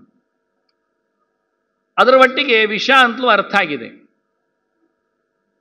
ಹೋಗಿದ್ದಾನೆ, ಒಳ್ಳೆ ರೀತಿಯಿಂದ ಅವರಿಗೆ ಇರಲಿಕ್ಕೆ ಲಾಕ್ಷಾಗ್ರಹವನ್ನು ದುರ್ಯೋಧನನೇ ನಿರ್ಮಿಸಿಕೊಟ್ಟಿರುತ್ತಾನೆ. ಭೀಮಸೇನ ವಾಸನೆ ನೋಡಿ ಹೇಳ್ತಾನೆ ಜಿಗ್ರಾಣೋಸ್ಯ ವಸಾಗಂಧಂ. ಧರ್ಮರಾಜ, ಅಣ್ಣ ಇದು ಮೂಸಿ ನೋಡು ಎಂತ ಕಮ್ಮ ಅಂತ, ಎಲ್ಲ ಮೇಣದಲ್ಲಿ ಮಾಡಿದಾಗಿ ತುಪ್ಪವೆಲ್ಲ ಹಾಕಿದಾಗಿ ಉಂಟಲ್ಲ ಅಂತ ಹೇಳ್ತಾನೆ. ಸುಮ್ಮನಿರು ಅಂತಾನೆ ಧರ್ಮರಾಜ. ಹಾಗಾಗಿ ರಾತ್ರಿ ಪೂರ್ತಿ ಭೀಮಸೇನನ ಪಾಳೆಯ. ಪುರೋಚನ ಬಂದಿದ್ದಾನೆ ದುರ್ಯೋಧನನ ಕಡೆಯಿಂದ, ಬಿಟ್ಟು ಬಂದಿದ್ದೇನೆ ಅಂತ ರಾಗ ಎಳೆದಿದ್ದಾನೆ. ಇವರಿಗೆ ಬೆಂಕಿ ಕೊಡಲಿಕ್ಕೋಸ್ಕರ ದುರ್ಯೋಧನ ಕಳಿಸಿತ್ತು. ಇತ್ತ ಬಹಳ ಚಂದವಾಗಿ ಯಾರಿಗೂ ಗೊತ್ತಾಗದಂತೆ ಕನಕನನ್ನು ಕಳುಹಿಸಿ ವಿದುರ ಆ ಮನೆಯೊಳಗಿಂದ ಹೊರಗೆ ಹೋಗುವಾಗ ಒಂದು ದೊಡ್ಡ ಸುರಂಗವನ್ನು ತೆಗೆದಿದ್ದಾನೆ. ಇದು ಯಾರಿಗೂ ಗೊತ್ತಿಲ್ಲ. ಹಾಗಾಗಿ ಭೀಮಸೇನ ಇವರಿಗೆಲ್ಲ ನೆನಪಿದೆ ಅವನು ಮಾಡಿದ ಕೆಲಸ. ಪುರೋಚನನು ಕಾಯ್ತಾನೆ ಬೆಂಕಿ ಹಾಕಲಿಕ್ಕೆ, ಭೀಮಸೇನನ್ನು ಎಚ್ಚರ ಇರ್ತಾನೆ ರಾತ್ರಿ ಪಾಳಯದಲ್ಲಿ. ಇನ್ನು ಆಗುವುದಿಲ್ಲ ಹೇಳಿ ಪುರೋಚನನ ತಂಗಿ ವಿಷ ಕೊಟ್ಟು ಸಾಯಿಸಬೇಕು, ಅಡುಗೆಯಲ್ಲಿ ಸೇರಿಕೊಳ್ಳುತ್ತಾಳೆ. ಬರುವಾಗ 5 ಮಕ್ಕಳನ್ನು ಕರೆತರ್ತಿರ್ತಾಳೆ. ಒಳ್ಳೆಯ ಸಮಯ ಇದು ಅಂತ ಹೇಳಿಕೊಂಡು ಒಳ್ಳೆ ಕುಡಿದು ಮಲಗಿದ್ದಾರವರು. ಆ ರಾತ್ರಿಯಲ್ಲಿ ಭೀಮಸೇನನೇ ಬೆಂಕಿ ಹಾಕಿದ್ದಾನೆ. ಸುರಂಗದಲ್ಲಿ ಇವರನ್ನೆಲ್ಲ ಹಾಕಿಕೊಂಡು ಹೊತ್ಕೊಂಡು ಹೋಗಿಬಿಟ್ಟಿದ್ದಾನೆ. ಸ್ಕಂದಮಾರೋಪ್ಯ ಜನನೀಂ ಯಮೌ ಅಂಕೇನ ವೀರ್ಯವಾನ್ ಪಾರ್ಥೌ ಗೃಹೀತ್ವಾ ಪಾಣಿಭ್ಯಾಂ ಪಾದರಂಭ ವೃಕೋದರ. ಭೀಮಸೇನ ಕುತ್ತಿಗೆ ಹಿಂಬದಿಯಲ್ಲಿ ಸ್ಕಂದಂ ಆರೋಪ್ಯ ಜನನೀಂ ಅಮ್ಮನನ್ನು ಹೊತ್ಕೊಂಡಿದ್ದಾನೆ. ಯಮೌ ಅಂಕೇನ ನಕುಲ ಸಹದೇವರನ್ನು ತನ್ನ ಬದಿಯಲ್ಲಿ, ಸೊಂಟದ ಬದಿಯಲ್ಲಿ ಕುಳ್ಳಿರಿಸಿಬಿಟ್ಟಿದ್ದಾನೆ. ಪಾರ್ಥೋ ಗೃಹೀತ್ವಾ ಪಾಣಿಭ್ಯಾಂ, ಅರ್ಜುನ ಧರ್ಮರಾಜರನ್ನು 2 ಕೈಯಲ್ಲಿಟ್ಕೊಂಡಿದ್ದಾನೆ. ಓಡಿದ್ದಾನೆ. ಎಷ್ಟು ಜೋರು ಓಡಿದ್ದಾನೆ ಅಂದರೆ ಉರಸ ಪಾದಪಾನ್ ಭಂಜನ್ ಪದ್ಭ್ಯಾಂ ಭೂಮಿ ಮಿದಾರಯನ್, ಎದೆಯಿಂದ ಢೀ ಕೊಟ್ಟು ಮರಗಳನ್ನು ಬೀಳಿಸುತ್ತಾ ಕಾಲಿನಲ್ಲಿ ಜಾಗ ಮಾಡಿಕೊಂಡು ಗಾಳಿ ವೇಗದಲ್ಲಿ ಓಡಿದ್ದಾನೆ. ಮೂರ್ಛೇವ ಸಮಪದ್ಯತ ಅಂತಾರೆ. ಹೊತ್ತು ನಿಂತವರಿಗೆಲ್ಲ ಗಾಳಿಯ ಒತ್ತಡದಲ್ಲಿ ಮೂರ್ಛೆ ಬಂದಾಗ ಆಗ್ತಿತ್ತು. ನಮ್ಮ ಕೇಳ್ತಾಳಂತೆ ಕುಂತಿ, ಒಮ್ಮೆ ನಿಲ್ಲಿಸು ಮಾರಾಯ, ಹೆದರಿಕೆ ಯಾಕೆ ನಿನಗೆ. ನಾನು ನೀನು ಹೊತ್ತಾಗಲೇ ಹುಟ್ಟಿದಾಗಲೇ ನಿನ್ನ ಕೈ ಬಿಟ್ಟಿದ್ದೆ, ಆಗ ಬಿದ್ದಾಗ ಬಂಡೆ ಒಡೆದು ಹೋಗಿದೆ, ನಿನ್ನ ಮಂಡೆ ಒಡಿಲಿಲ್ಲ, ಶತಶೃಂಗ ಆಗಿದೆ, ನನಗೆ ಗೊತ್ತು ನಿನ್ನ ಪೌರುಷ ಅಂತ ಹೇಳಿ ಆಯಿತು ಅಂತ ಕೂತ. ಹೀಗಿತ್ತ 5 ಜನ ಪುರೋಹಿತನ ಪುರೋಚನ ಮತ್ತು ಅವನ ಜೊತೆಯಲ್ಲಿ ಬಂದ ತಂಗಿ, ಅವನ ಮಕ್ಕಳು ಎಲ್ಲ ಸುಟ್ಟೋದದ್ದು ನೋಡಿ ಜನ ಹೇಳ್ತಿದ್ರು, ಪಾಂಡವರ 5 ಸತ್ರು, ಕುಂತಿಯು ಸತ್ತಿದ್ದಾಳೆ, ಬೆಂಕಿ ಕೊಡಲಿಕ್ಕೆ ಬಂದ ಪುರೋಚನನು ದೈವವಶಾತ್ ಹಾಳಾಗಿ ಸತ್ತೋದ ಅಂತ ಹೇಳಿ ಶಾಪ ಹಾಕಿ ಎಲ್ಲ ವರ್ತಮಾನ ಎಲ್ಲಕ್ಕೆ ಹೋಯಿತು. ಹಸ್ತಿನಪುರಕ್ಕೂ ಗೊತ್ತಾಯಿತು ಎಲ್ಲರೂ ಸತ್ತಿದ್ದಾರೆ, ಅವರು ದಿನ ಯೋಚನೆ ಮಾಡ್ತಾ ಇದ್ದಾರೆ, ಗೊತ್ತಾಯಿತು ಎಲ್ಲರೂ ಸತ್ತಿದ್ದಾರೆ ಅಂತ. ಒಳ್ಳೆ ರೀತಿಯಿಂದ ಗಂಗೆಯಲ್ಲಿ ಇಳಿದು ಎಲ್ಲರೂ ಸಹ ತರ್ಪಣ ಕೊಡ್ತಾ ಇದ್ದಾರೆ. ಧರ್ಮರಾಜನ್ ತರ್ಪಯಾಮಿ ತರ್ಪಯಾಮಿ ತರ್ಪಯಾಮಿ ಸ್ವದಾನಮಃ ಅಂತ ಹೇಳಿಕೊಂಡು ಭೀಮಸೇನನಿಗೆಲ್ಲ. ಭೀಷ್ಮನಿಗೆ ಕೈಯೇ ಬರ್ತಾ ಇಲ್ಲ, ನಡುಗ್ತಾ ಉಂಟು. ಮಮ ಪ್ರಾಣಾಹಿ ಪಾಂಡವ ಹೇಳ್ತಾ ಇದ್ದಾನೆ, ನನ್ನ ಪ್ರಾಣ ಉಸಿರು ಇದ್ದಾಗ ಹೇಗೆ ಸತ್ರು ಅಂತ ಬೊಬ್ಬೆ ಆಗ್ತಾ ಇದ್ದಾನೆ. ವಿದುರ ಹೇಳ್ತಾನೆ ನಮೃತ್ಯುವಶ ಮಹಾಪನ್ನಾಹ ಅಂತ ಮೆಲ್ಲ ಹೇಳ್ತಾನೆ, ಅವರು ಸಾಯಲಿಲ್ಲ ಮಾರೆ, ನಾನು ವ್ಯವಸ್ಥೆ ಮಾಡಿದ್ದೇನೆ ಅಂದ. ಅವರಿಗೆ ಸುರಂಗ ಮಾಡಿಕೊಟ್ಟಿದ್ದೆ. ಹೌದಾ, ಭಾರಿ ಖುಷಿ ಆಯ್ತು ಅವನಿಗೆ. ಆದರೆ ಅವನು ಸಹ ಎಲ್ಲರ ವಿಷಯದಲ್ಲಿ ಒಟ್ಟಿಗೆ ಗಟ್ಟಿಯಲ್ಲಿ ಅವನು ಸಹ ತರ್ಪಣ ಕೊಟ್ಟ ನಾಟಕ ಮಾಡಿದ. ಹೀಗೆ ಕುಂತ್ಯಾಂಚ ಕುಲ್ಯಗರಣೆ ಅಂತೇಳಿ ಕೃಷ್ಣನೂ ಬಂದಿದ್ದಾನೆ ಹಸ್ತಿನಪುರಕ್ಕೆ. ಅವರೆಲ್ಲ ಸತ್ತದ್ದು ಹೇಳಿ ಅವರೊಟ್ಟಿಗೆ ತಾನು ಸಹ ತರ್ಪಣ ಕೊಟ್ಟಿದ್ದಾನೆ. ಬಹಳ ಚಂದವಾಗಿ ನಂಬಿಕೆಯನ್ನು ಹುಟ್ಟಿಸಬೇಕು. ಮರ್ತ್ಯಾವತಾರತ್ವ ಮರ್ತ್ಯ ಶಿಕ್ಷಣಂ ರಕ್ಷೋವತ ಇವನ ಕೇವಲಂ ವಿಭೋ ಅಂತ. ದೇವರು ಇಲ್ಲಿ ಬರುವುದು ಯಾಕೆಂದರೆ ನರೇಶು ಜಾತ ನರವತ್ ಪ್ರವರ್ತಿ ಅಂತ. ಮನುಷ್ಯರೆಡೆಗೆ ಬಂದಾಗ ಮನುಷ್ಯರಾಗಿ ನಾಟಕ ಮಾಡ್ತಾನೆ, ಜನರೊಂದಿಷ್ಟು ಬೇಸ್ತು ಬೀಳಲಿ ಅಂತ. ಎಲ್ಲಿಯಾದರೂ ಆಚೀಚೆ ಓಡುವುದಾದರೆ ಓಡಿಕೊಳ್ಳಿ, ನನ್ನ ಬೆನ್ನಿಂದ ಬರೋದು ಬೇಡ ಅಂತ. ಹಾಗೆ ಬಹಳ ಸುಂದರವಾಗಿ ಕೃಷ್ಣ ಮೊದಲಿಂದಲೂ ಪಾಂಡವ ಪಕ್ಷಪಾತಿಯಾಗಿದ್ದರು, ಹೇಳಲೇ ಇಲ್ಲ ಕೇಳಲೇ ಇಲ್ಲ. ಮುಂದಕ್ಕೆ ಪಾಂಡವರು ಓಡಿ ಹೋದವರು ಇಲ್ಲಿಗೆ ಜತುಗ್ರಹ ದಾಹ ಪರ್ವ ಅವಾಂತರ ಪರ್ವ ಮುಗಿದಿದೆ. ಒಂದು ದಟ್ಟ ಕಾಡಿನಲ್ಲಿ ಇವರನ್ನು ಮರದ ಅಡಿಯಲ್ಲಿ ಕುಳ್ಳಿರಿಸಿ ಗಡದ್ದು ನಿದ್ದೆ ಮಾಡ್ತಾರೆ ಎಲ್ಲರೂ. ಭೀಮಸೇನ ಕಾಯ್ತಾ ಇದ್ದಾನೆ. ಸ್ವಲ್ಪ ಎಚ್ಚರ ಆದಾಗ ಕೇಳ್ತಾರೆ ನೀರು ಬೇಕಲ್ಲ ಅಂತ. ಓಡಿ ಹೋಗಿ ಬಟ್ಟೆಯಲ್ಲಿ ಕಮಲದ ದೊಣ್ಣೆ ಮಾಡಿಕೊಂಡು ಅವರಿಗೆಲ್ಲ ನೀರು ತಂದು ಕೊಡ್ತಾನೆ. ಸಾಕಾದ್ದು, ಕಷ್ಟಪಟ್ಟದ್ದು, ಶ್ರಮ ವಹಿಸಿದ್ದು ಭೀಮಸೇನ. ಆದರೆ ಒಳ್ಳೆ ಗಡದ್ದು ನಿದ್ದೆ ಮಾಡಿಕೊಂಡು ಆಯಾಸ ಆಯಿತು ಹೇಳಿ ನೀರು ಕುಡಿಯೋರೆಲ್ಲ ತಮ್ಮಂದಿರು, ಅಣ್ಣ ತಾಯಿ ಎಲ್ಲ ಬಹಳ ಖುಷಿಯಲ್ಲಿ ರಾತ್ರಿ ಕಾಯ್ತಾ ಇದ್ದಾನೆ. ಬಂದಲಲ್ಲ ಹಿಡಿಂಬೆ ಬಹಳ ಚಂದ ವೇಷ ಹಾಕಿಕೊಂಡು. ದೂರದಲ್ಲಿ ನೋಡಿದ್ದಾಳೆ, ಏನು ಕಟ್ಟುಮಸ್ತಾದ ಮನುಷ್ಯ ಅಂತೇಳಿ ಹತ್ತಿರ ಚಂದ ಚೆಲುವು ಹಾಕಿಕೊಂಡು ಹೇಳಿದ್ದಾಳೆ, ನಾನು ಹಿಡಿಂಬೆ, ನನ್ನನ್ನು ಹಿಡಿಂಬ ಇದ್ದಾನೆ, ಅವನಿಗೂ ವಾಸನೆ ಬಂದಿದೆ, ಮನುಷ್ಯರನ್ನು ಹಿಡಿದುತ್ತಾ ಅಂತ ದೂರ ಅಟ್ಟಿಸಿದ್ದ ನನ್ನನ್ನು, ನಾನು ನಿಮ್ಮನ್ನು ತಗೊಂಡು ಹೋಗುವುದಿಲ್ಲ, ನಿನ್ನನ್ನು ನನಗೆ ಮನಸ್ಸಾಗಿದೆ, ನಾನು ಮದುವೆ ಆಗ್ತೇನೆ, ಉಳಿದವರನ್ನೆಲ್ಲ ಅವನು ತಿಂದುಬಿಡಲಿ ನಮಗೆ ಅಂತಾನೆ. ಏಯ್ ಬಾಯಿ ಮುಚ್ಚು ಅಂತ. ಅವನು ನನ್ನ ತಮ್ಮಂದಿರಲ್ಲ ಅಂತ. ಆಯಿತು, ಅವರೆಲ್ಲರನ್ನು ನಾನು ಹೊತ್ಕೊಂಡು ಹೋಗ್ತೇನೆ, ಅಮ್ಮನನ್ನು ಕರ್ಕೊಂಡು ಹೋಗ್ತೇನೆ, ಇಲ್ಲಿಂದ ಓಡಿಬಿಡ್ತೇನೆ, ನಿನ್ನನ್ನು ಹೊತ್ಕೊಂಡು ಹೋಗ್ತೇನೆ, ಓಡುವ ಅನ್ಲು. ನಾಚಿಕೆ ಅಂತಾನಿವ. ಮತ್ತೆ ಎಬ್ಬಿಸಬೇಡ ಅಂತಾನೆ. ಅವ್ರು ಒಳ್ಳೆ ನಿದ್ದೆ ಮಾಡ್ತಾನೆ, ನಿದ್ದೆ ಮಾಡಲಿ ಆಯಾಗೆ. ಮತ್ತು ಅಣ್ಣ ಬಂದರೆ ನಾನು ನೋಡಿಕೊಡುತ್ತೇನೆ ಅಂತ. ದೂರದಲ್ಲಿ ಹಿಡಿಂಬ ನೋಡಿದ, ಏನು ಹಿಡಿಂಬೆ ಮಾಡ್ತಾ ಇದ್ದಾಳೆ, ಅವಳಿಗೆ ಕಮಲಪಾಲಿಕೆ ಅಂತ ಹೆಸರು, ಯಾರಿಗೆ ಹೆಚ್ಚು ಪರಿಚಯ ಇಲ್ಲದು. ಏನು ಮಾಡ್ತಾ ಇದ್ದಾನೆ ನೋಡಿದರೆ ಚಕ್ಕಂದ ಮಾಡ್ತಾ ಇದ್ದಾಳೆ ಗೊತ್ತಾಯಿತು. ಜೋರಾಗಿ ಬೊಬ್ಬೆ ಹಾಕ್ಕೊಂಡು ಬರ್ತಾನೆ ಹಿಡಿಂಬ. ಮೊದಲು ನಿನ್ನನ್ನೇ ನಾನು ಸಾಯಿಸ್ತೇನೆ, ಮತ್ತೆ ಅವರನ್ನು ನೋಡಿಕೊಳ್ಳುತ್ತೇನೆ ಅಂತ ಬಂದರೆ ಭೀಮಸೇನ ಹೇಳ್ತಾನೆ, ಹೆಣ್ಣು ಹುಡುಗಿ ಮೇಲೆ ಕೈ ಮಾಡಬಾರ್ದು, ಆಚೆ ಹೋಗಲಿ, ನಾನು ಬರ್ತೇನೆ ಅಂತ. ಇಲ್ಲಿ ಬೊಬ್ಬೆ ಹೊಡಿಬೇಡ, ಅವ್ರು ನಿದ್ದೆ ಮಾಡ್ತಾ ಇದ್ದಾರೆ ಹೇಳಿ ಅವನ ಬಾಯಿ ಮುಚ್ಚಿ ಅವನ ರಟ್ಟೆ ಹಿಡಿದು ದೂರ ಕೇಳ್ಕೊಂಡೋದ. ಸಮ ಗುದ್ದಿದ.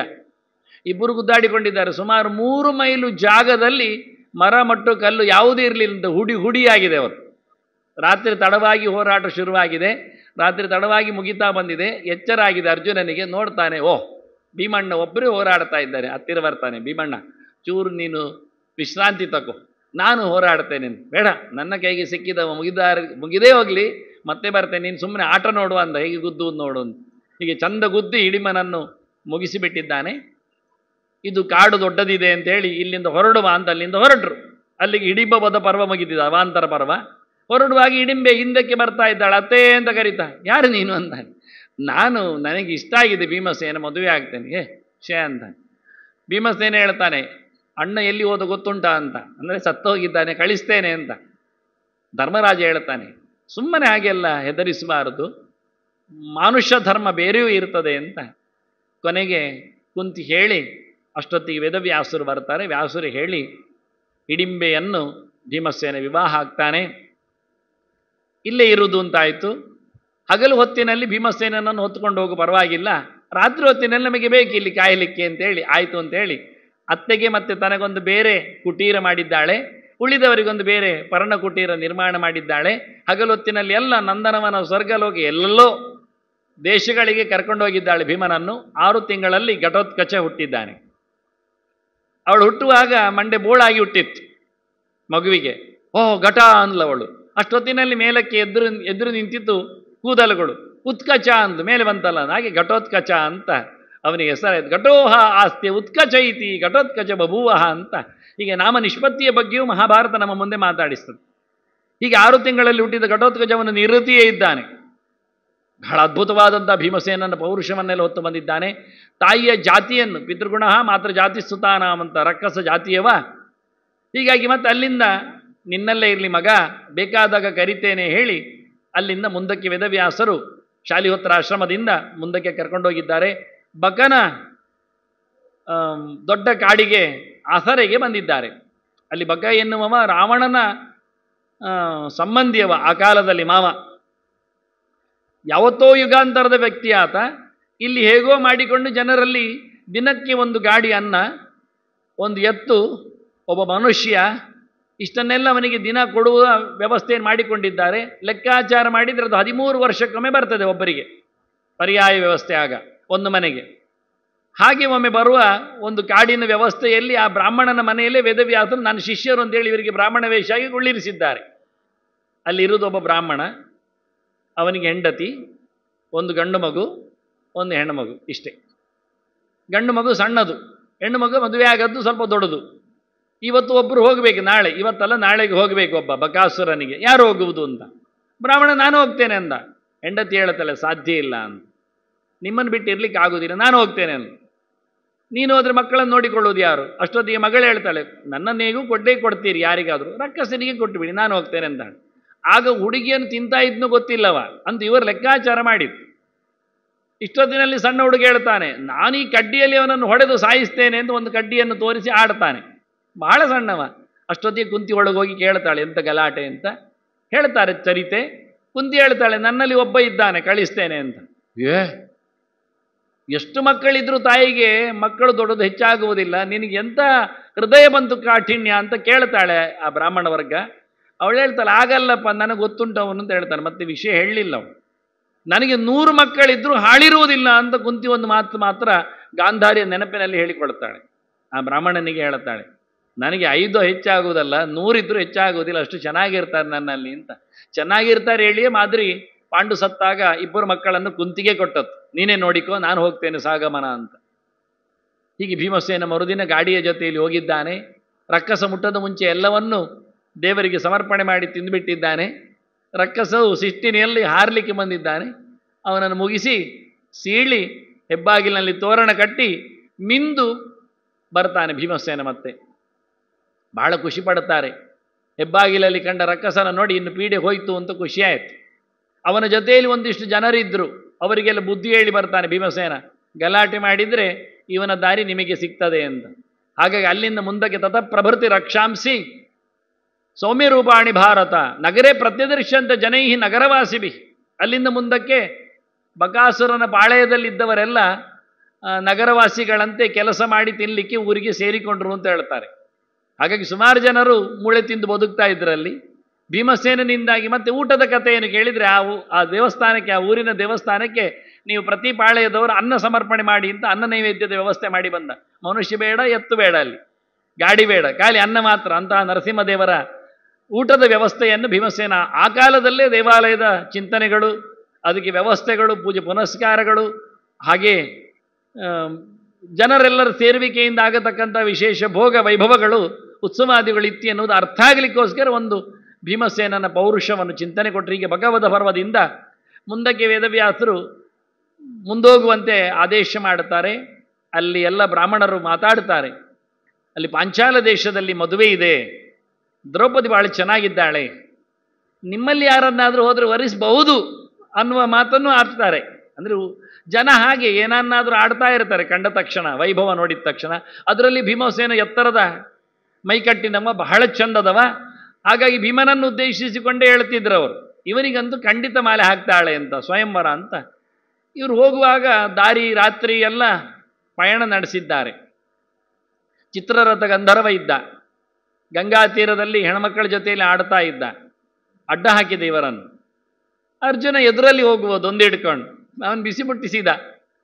ಅವನು ಹೇಳ್ತಾನೆ, ನಮ್ಮ ಹೊತ್ತು ಇದು ತಿರುಗಾಟದ ಹೊತ್ತು, ನೀವೆಲ್ಲ ಬರಬಾರದು ಅಂತಾನೆ.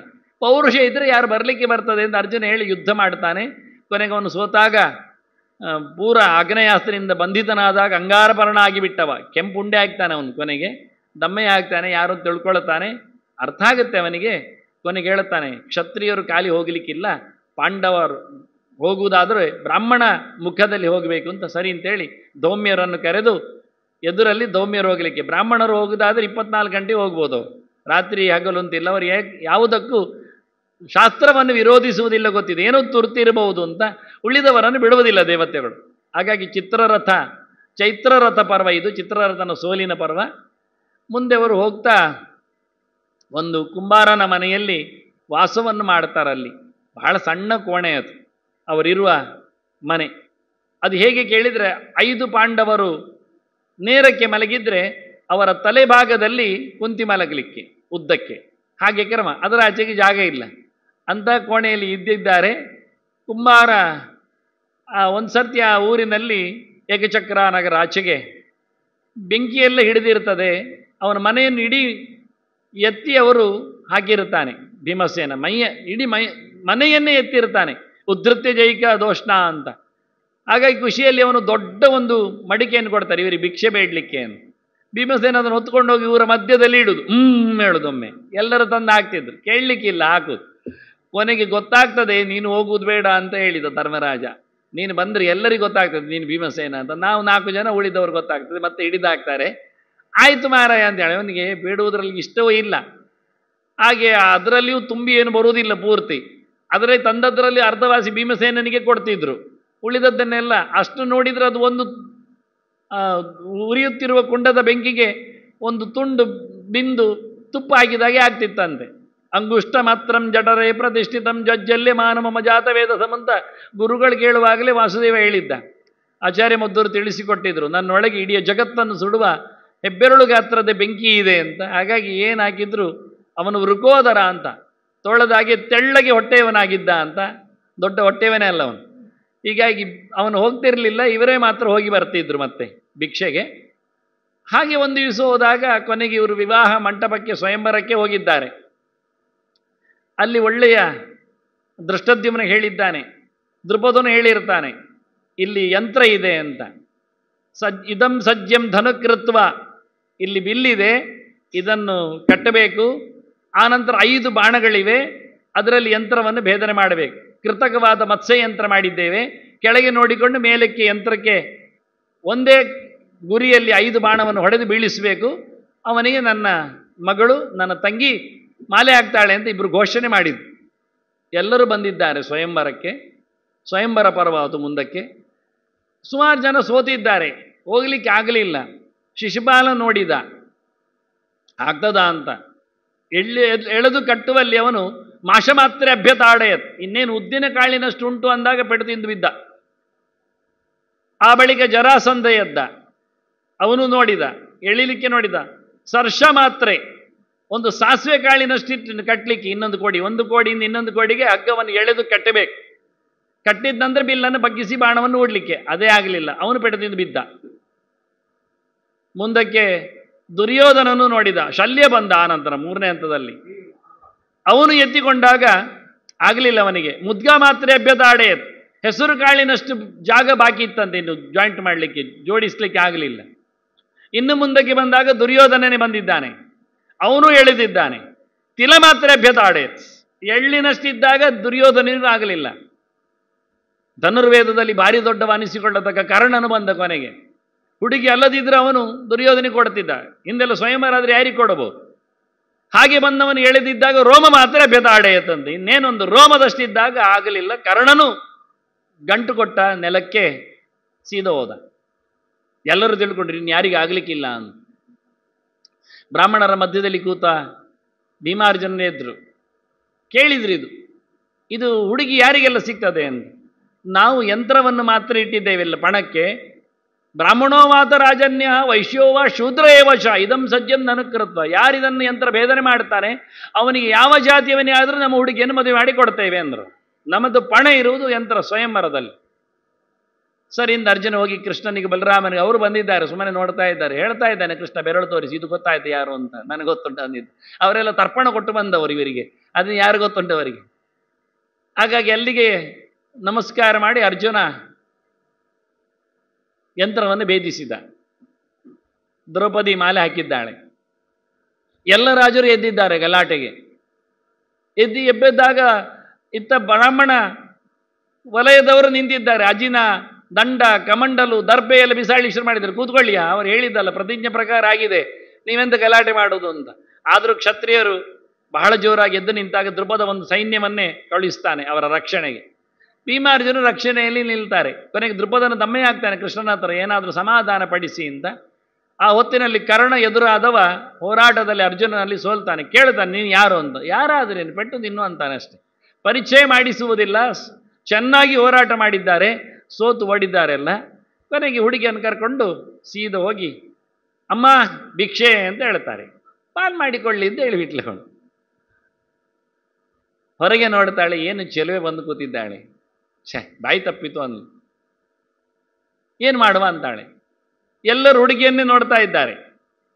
ಕುಂತು ಯೋಚನೆ ಮಾಡಿಲ್ಲ, ನಾನು ಹೇಳಿ ಸರಿ ಉಂಟು ಅಂತ, ಎಲ್ಲರೂ ಮದುವೆ ಆಗಿ ಅಂತ. ಅದು ಹೇಗೆ ಸಾಧ್ಯ ಅಂತ ಪ್ರತಿಯೊಬ್ಬರ ಯೋಚನೆ.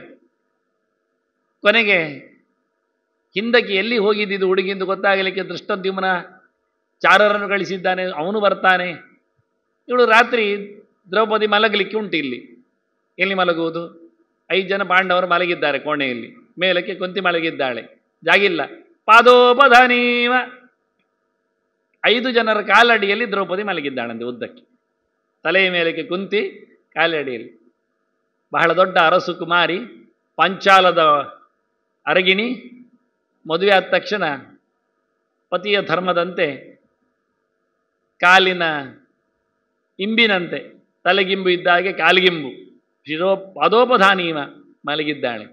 ಮಾತಾಡ್ತಾರೆ, ಬಹಳ ಪೌರುಷದ ಚಿಂತನೆಗಳು. ದುಷ್ಟದುಮೆ ಕಿವಿಗೆ ಹೇಳ್ತಾನೆ. ಅಲ್ಲಿಗೂ ಕೃಷ್ಣ ಬಂದು ಉಡುಗೊರೆ ಕೊಡ್ತಾನೆ ಎಲ್ಲರಿಗೂ ಗೌಜಿಯಾಗಿ. ಏನಿಲ್ಲ ಗೊತ್ತುಂಟವರಿಗೆ, ಕಾಡಾಡಿಗಳಾಗಿದ್ದಾರೆ ಅಂತ. ನನಗೆ ಗೊತ್ತು ನೀವು ಎಲ್ಲಿದ್ದೀರಿ ಅಂತ ಹೇಳಿಕೊಂಡು ಮಾತಾಡಿಸಿ ಖುಷಿಯಾಯಿತು ಅಂತ ಹೇಳಿ ಎಲ್ಲ. ಮರುದಿನ ದೃಷ್ಟದ್ಯುಮ್ನ ಕರ್ಕೊಂಡು ಹೋಗ್ತಾನೆ. ಅರಮನೆಗೆ ಬರಬೇಕು ಅಂತ ಬಂದಿದ್ದಾರೆ.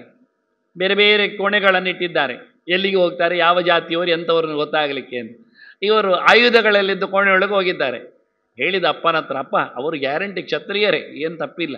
ಆಯುಧ ಇದ್ದ ಕೋಣೆ ಹೋಗಿದ್ದಾರೆ. ದರ್ಬೆ, ಅಜಿನ, ಪುಸ್ತಕ, ವ್ಯಾಸಪೀಠ ಇದ್ದ ಕೋಣೆ ಹೋಗಲೇ ಇಲ್ಲ ಅವರು. ಹಾಗಾಗಿ ಅವರು ಬ್ರಾಹ್ಮಣರಲ್ಲ.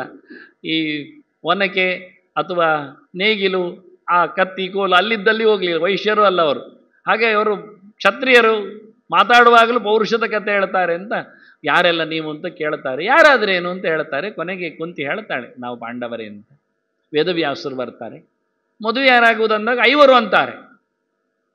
ದ್ರುಪದಿನಿಗೆ ಇಷ್ಟ ಆಗಲಿಲ್ಲ, ಅರ್ಥ ಆಗಲಿಲ್ಲ. ವೇದವ್ಯಾಸರು ಹೇಳ್ತಾರೆ, ಹಿಂದೆಲ್ಲ ತುಂಬ ಜನರಿಗೆ ಪ್ರಚೇತಸರಾಗಲಿ ಪಿತೃಗಳಾಗಲಿ ಇವರಿಗೆಲ್ಲ ಮುದ್ದೆ ವ್ಯಕ್ತಿಗಳಿಗೆ ಒಂದು ಹುಡುಗಿಯನ್ನು ಮದುವೆ ಕೊಟ್ಟದ್ದುಂಟು. ಇವಳು ಒಬ್ಬಳಲ್ಲ, ಶಾಪದಲ್ಲಿ ಇವರೊಳಗೆ ಸುಮಾರು ಜನ ಇದ್ದಾರೆ ಅಂತ ಒಂದು ದೊಡ್ಡ ಚರಿತ್ರೆಯನ್ನು ಹೇಳುತ್ತಾ ವೈವಾಹಿಕ ಪರ್ವದಲ್ಲಿ ದ್ರೌಪದಿಯ ಹುಟ್ಟೆಲ್ಲ ಇದೆ. ಬಹಳ ಉದ್ದನೆಯ ಚಿಂತನೆ ಇದೆ. ಒಳಗೆ ಶ್ಯಾಮಲೆ ಇದ್ದಾಳೆ, ಯಮನ ರಾಣಿ. ಅಶ್ವಿನಿ ಭಾರ್ಯೆ ಇದ್ದಾಳೆ, ಉಷೆ. ಇಂದ್ರನ ಪತ್ನಿ ಶಚಿಯು ಇದ್ದಾಳೆ. ಜತೆಯಲ್ಲಿ ಇನ್ನೊಬ್ಬಳು ಇದ್ದಾಳೆ, ಪಾರ್ವತಿ.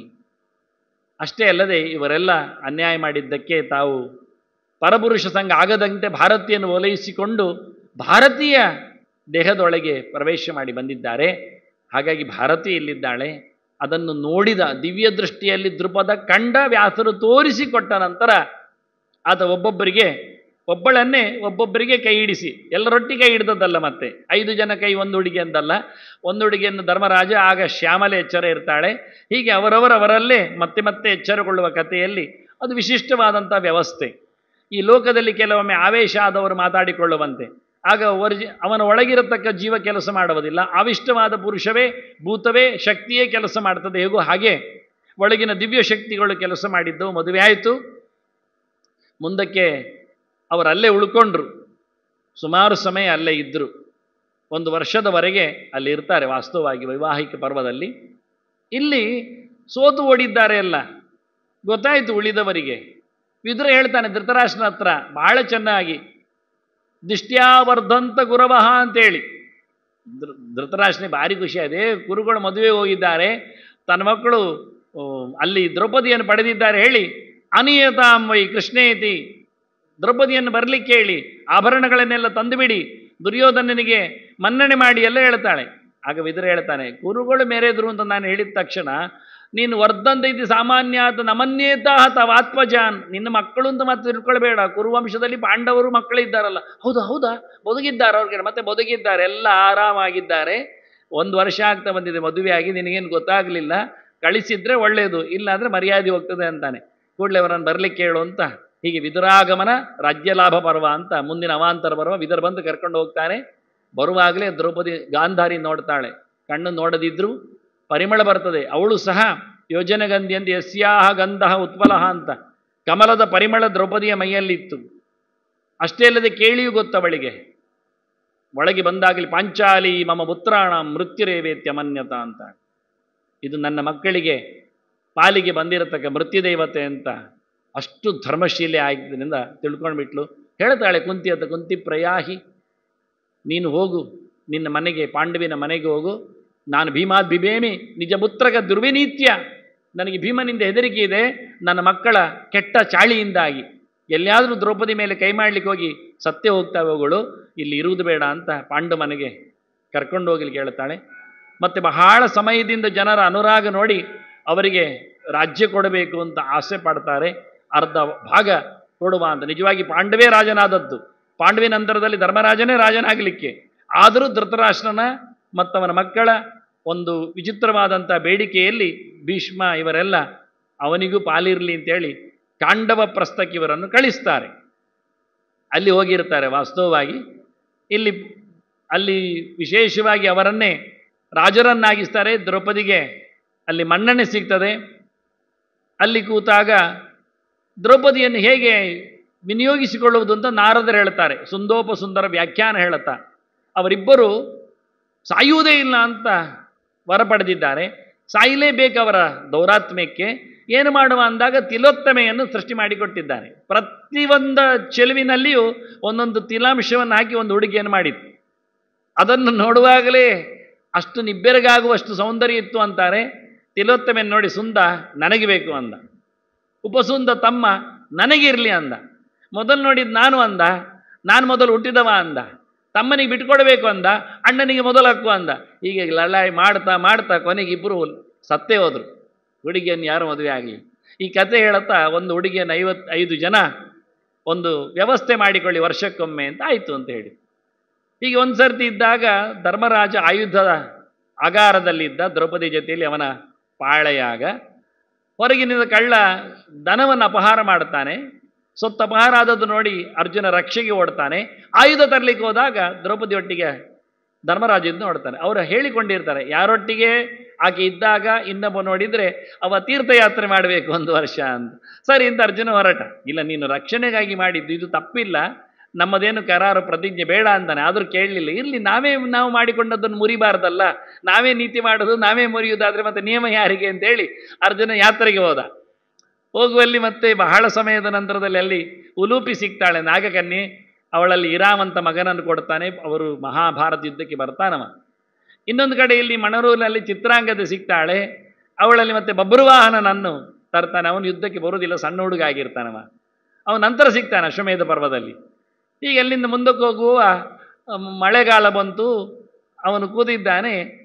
ಆಗ ಯಾದವರೆಲ್ಲ ನೋಡ್ತಾರೆ ಪ್ರವಾಸದಲ್ಲಿ, ಒಳ್ಳೆ ಸನ್ಯಾಸಿ ಬಂದಾಗಿ ಉಂಟಲ್ಲ, ಮನೆ ಕರಿಬೇಕು, ತಂಗಿ ಮನೆಯಲ್ಲಿದ್ದರೆ ಒಂದು ಏನಾದರೂ ಸೇವೆ ಮಾಡಿದರೆ ಒಳ್ಳೆ ಮಕ್ಕಳಾದರೂ ಅಥವಾ ಒಂದು ಮದುವೆ ಆದರೂ ಆಗ್ತದೆ ಹೇಳ್ತಾರೆ.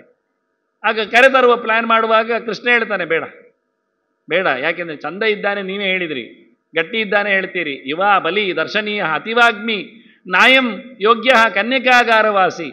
ಒಂದೊಂದಿದ್ರೇನೆ ಅನರ್ಥ, ಯುವಕನಾದ್ರೇ ಸಾಕು, ಹುಡುಗಿಯ ಮನೆಯಲ್ಲಿ ಇರುವುದು ಕಷ್ಟ. ಅದರಲ್ಲಿ ಚಂದ ಇದ್ದಾನೆ ಹೇಳಿದರೆ ಅವಳು ಪೂರ್ತಿ ಬಲಿಯಾಗ್ತಾಳೆ. ಅದರಲ್ಲಿ ಒಳ್ಳೆ ಮಾತಾಡ್ತಾನೆ ಆದರೆ ಮುಗಿದೋಯ್ತು, ಮತ್ತೆ ಅದಕ್ಕೆ ಕಿವಿ ಕೊಡ್ತಾರೆ. ಬೇಡಪ್ಪ, ತರುವುದೇ ಬೇಡ, ಬಲಿಷ್ಠ ಬೇರೆ ಇದ್ದಾನೆ, ನಮ್ಮ ಹುಡುಗಿ ಸುರಕ್ಷಿತವಾಗಿರಲಿ ಕೃಷ್ಣ ಹೇಳ್ತಾನೆ. ಇವ ಎಲ್ಲ ಇದ್ದವರಿಗೆಲ್ಲ ಯೋಗೇಶ್ವರಂತೆ, ಯೋಗಿಗಳಿಗೆಲ್ಲ ಬೇರೆ ರೀತಿಯಲ್ಲಿ ಮಾತಾಡ್ತಾನೆ ಹೇಳಿ ತಮಾಷೆ ಮಾಡಿದರು. ಕೃಷ್ಣನ ಮಾತು ಕೇಳಲಿಲ್ಲ. ಬನ್ನಿರಪ್ಪೋ ಬನ್ನಿರಿ ಅಂತೇಳಿ ಅವನನ್ನು ಭಾರಿ ಚಂದವಾಗಿ ಅರಮನೆಗೆ ಬರಮಾಡಿಸಿಕೊಂಡು ಊಟೋಪಚಾರ ಎಲ್ಲ ಮಾಡಿ ಸುಭದ್ರೆ ಹತ್ರ ಹೇಳಿ ಇಲ್ಲೇ ಇರ್ತಾನೆ. ಸೇವೆ ಮಾಡು, ಒಳ್ಳೆ ಗಂಡ ಸಿಗ್ತಾನೆ ನಿನಗೆ, ಚಾತುರ್ಮಾಸ್ಯ ಕೂತಿದ್ದಾರೆ ಅವರು ಅಂತೇಳಿ ಪಾದ ಸೇವೆಯನ್ನು ಮಾಡಲಿಕ್ಕೆ ಬಿಡ್ತಾನೆ. ಒಳ್ಳೆ ಸೇವೆ ಮಾಡಿದ್ಲು, ಕತೆ ಕೇಳ್ತಾ ಇದ್ಲು ಎಲ್ಲಿಗೆಲ್ಲ ಹೋಗಿ ಬಂದ್ರಿ ಅಂತ. ಆಗ ಅರ್ಜುನ ತೀರ್ಥಯಾತ್ರೆ ಹೋದದ್ದೆಲ್ಲ ಗೊತ್ತುಂಟ ಕೇಳಿದ್ದು. ಗೊತ್ತುಂಟು ಅಂದವ. ಎಲ್ಲಿಗೆಲ್ಲ ಹೋದವ? ಎಲ್ಲಿ ಸುಮಾರು ಕಡೆಗೆಲ್ಲ ಹೋಗಿದ್ದಾನೆ. ಅಲ್ಲಿ ಪಂಚಾಪ್ಸರೆಯರನ್ನು ಕನ್ಯಾಕುಮಾರಿಯಲ್ಲಿ ಎತ್ತಿ ಹಾಕಿದ್ದು ಉಂಟವ ಎಲ್ಲ ಹೇಳ್ತಾನೆ. ಮತ್ತೆ ಈಗ ಎಲ್ಲಿದ್ದಾರೆ? ಈಗ ಪ್ರವಾಸಕ್ಕೆ ಬಂದಿದ್ದಾರೆ. ಹೌದು, ನೋಡಿದ್ದೀರಿ ನೀವು? ನೀವು ಎದುರೇ ಕೂತಿದ್ದಾರಲ್ಲ. ಅಯ್ಯೋ ನೀವೇ ಅಂತಾಳೆ. ನನಗೆ ಅರ್ಜುನ ಅಂದರೆ ಭಾರಿ ಇಷ್ಟ. ಯಾಕೆ? ಅದು ಯಾದವರೆಲ್ಲ ಮಾತಾಡುವಾಗ ಅರ್ಜುನನಾಗೆ ಆಗಬೇಕು, ಅರ್ಜುನನಾಗೆ ಆಗಬೇಕು ಹೇಳ್ತಾ ಇದ್ರು. ಅದಕ್ಕೆ ನನಗೆ ಮನಸ್ಸಲ್ಲಿ ಒಪ್ಪಿದೆ.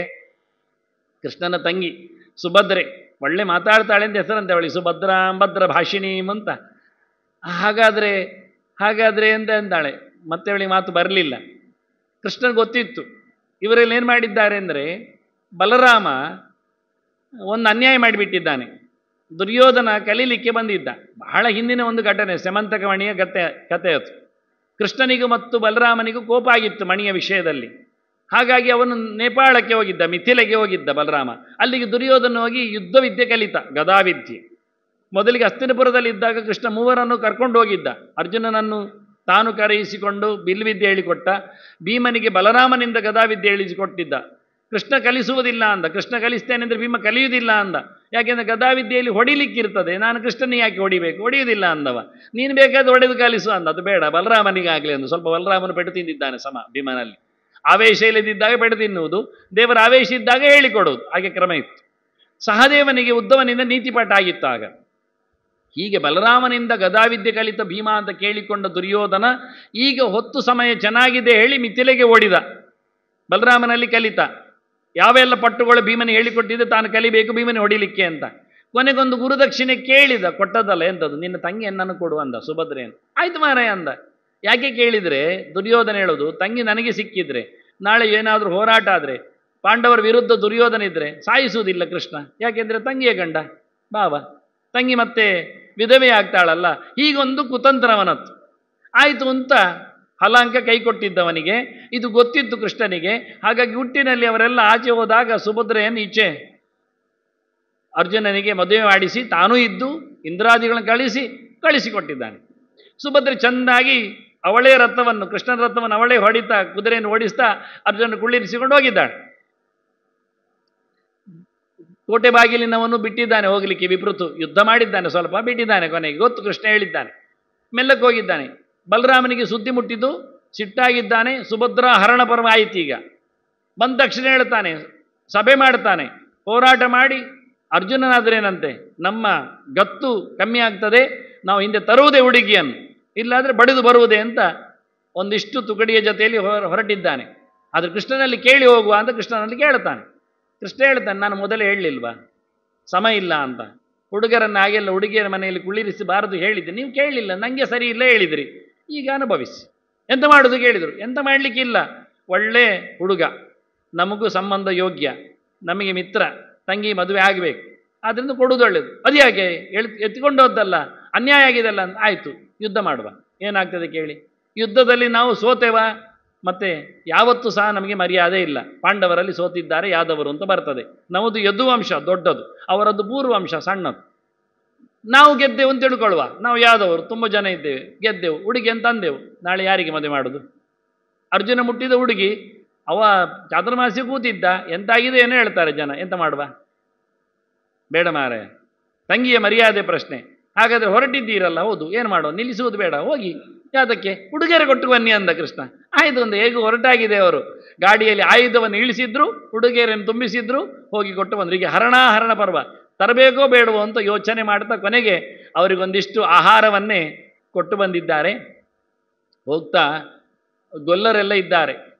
ಅವರ ಜೊತೆಯಲ್ಲಿ ಸುಭದ್ರೆಯನ್ನು ವೇಷ ಹಾಕಿ ಕಳಿಸ್ತಾನೆ ಅರ್ಜುನ.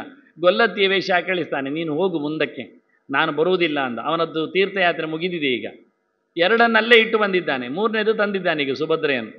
ಅವನು ಹೇಳ್ತಾನೆ, ದ್ರೌಪದಿಗೆ ಹತ್ರ ನೀನು ಹೋಗಬೇಕು, ಅವಳು ಏನು ಹೇಳ್ತಾಳ ಅದುವೇ ಆಗ್ತದೆ ಮೊದಲಿಗೆ. ಆದ್ದರಿಂದ ನೀನಾಗಿ ಹೋಗಿ ನಮಸ್ಕಾರ ಮಾಡು, ಏನು ಹೇಳ್ತಾಳೆ ಕೇಳು, ಆ ನಂತರ ಬಾ ಅಂತೇಳಿ ಅರ್ಜುನ ಪರಿಚಯಿಸುವುದಿಲ್ಲ.